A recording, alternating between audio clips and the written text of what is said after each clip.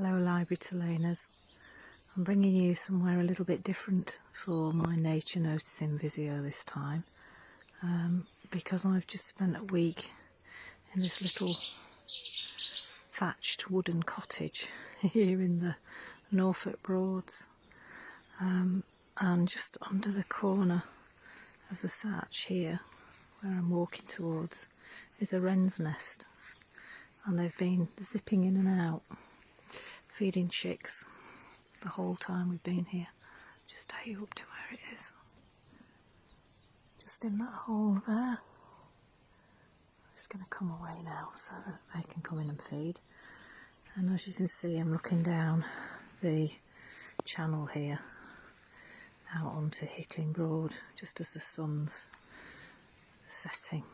It's about 8 o'clock at night, and marsh harrier just flew down here a few minutes ago.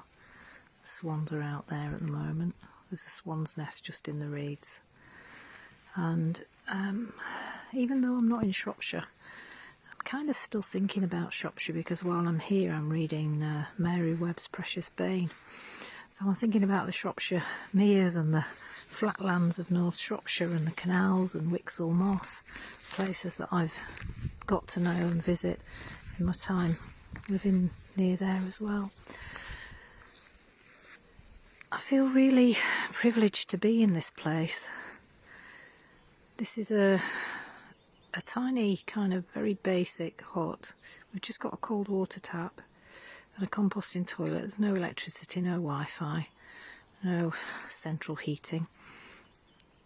And it was built in 1910 by a friend's great-great-granddad, who was a doctor at Norwich Hospital and used to come here when you could drink the water from the Broads on his holidays. And the reason that we're in it is because my friend Deborah, who's married to John, whose family owned it for a long time, we used to work together in our 20s up in the Lake District.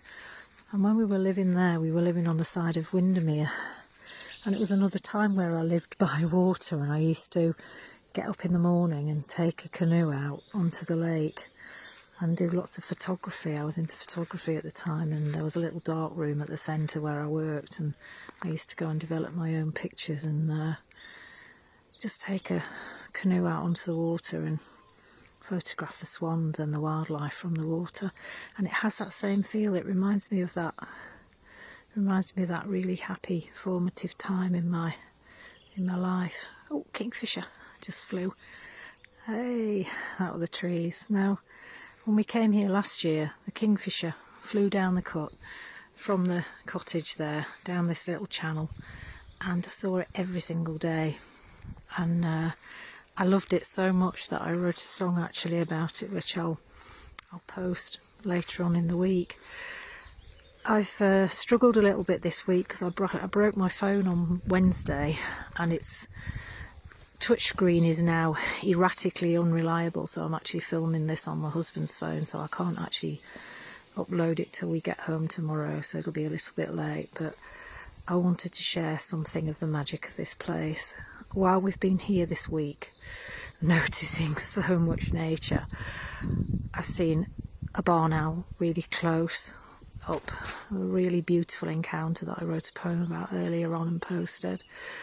I've seen hares every single night as I've walked up to the Norfolk Wildlife Trust at the top of the Broad, and last night I counted 21 hares in the fields as I was walking. 21, which is the most hares I've ever seen in my life. It was just absolutely wonderful.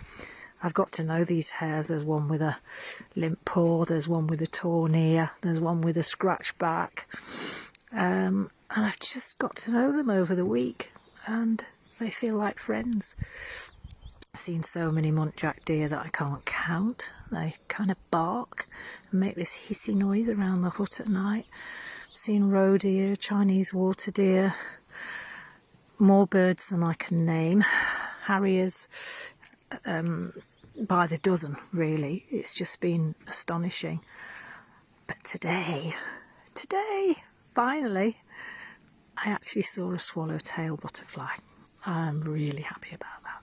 That was a real first for me. But more than anything, I just want to share the just absolute beauty of this place. I've taken so many photographs of these channels with the birds and the sky, and we had a thunderstorm at the beginning of the week, and now we've had these amazing sunsets. We've had rainbows and cloud formation and wind, and it's a place where I do feel really inspired by nature.